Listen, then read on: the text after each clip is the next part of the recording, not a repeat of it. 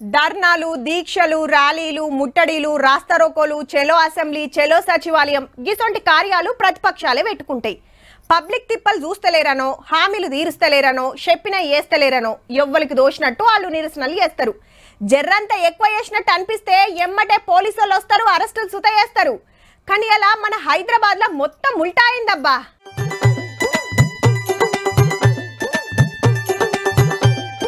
పరేషాన్ కాకుండ్రి, ర్యాలీల నడుస్తుంది ముఖ్యమంత్రి, మంత్రులు, ఎమ్మెల్యేలు, కాంగ్రెస్ లీడర్లు, కార్యకర్తలే. నెక్లెస్ రోడ్ కాడి ఇందిరమ్మ విగ్రహం కాంచెల్లి రాజ్ భవన్ దాకా పోయి గేట్ ముంగట ధర్నా పెట్టిండ్రు.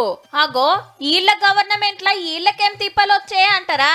మనోళ్ళ కొట్లాట సెంటరోళ్ళ మీద, అదాని అవినీతి, మణిపూర్ అల్లర్ల మీద పార్లమెంట్ లో చర్చ పెట్టాలి, ప్రధానమంత్రి జవాబు చెప్పాలని ఈడ లడాయి అందుకురన్నట్టు. अमेरिका जेल को भेजना चाह रहे हैं, नहीं तो आपके भाई को तिहाड़ जेल में बिठाना चाह रहे हैं. ये दो ही रास्ता है आपके सामने. चल సీఎం గారు ధర్నా చేసుడేంది అని గులాబీ లీడర్లు అంటుర్రని గిట్ల క్వశ్చన్ చేసిండు. నేను ఇయాల బీఆర్ఎస్ సన్నాసులను అడుగుతున్నా, అమెరికా దేశంలో ఈ దేశ పరువు ప్రతిష్ట తీసిన అదాని మీద విచారణ చేయాలన్నా వద్దా అని చెప్పారు. ఎందుకంటే అదానికి వ్యతిరేకంగా మాట్లాడితే నరేంద్ర మోడీ ప్రధాని వీళ్ళని జైల్లో పెడతాడనే భయంతో పార్లమెంట్ లో చర్చ చేయాలని హైదరాబాద్ లో ధర్నా చేస్తే ఇక ఇక్కడ బీజేపీ లీడర్లు ఊకుంటారా? అదాని విషయం మాట్లాడేటువంటి నైతిక హక్కు రేవంత్ రెడ్డికి లేదు.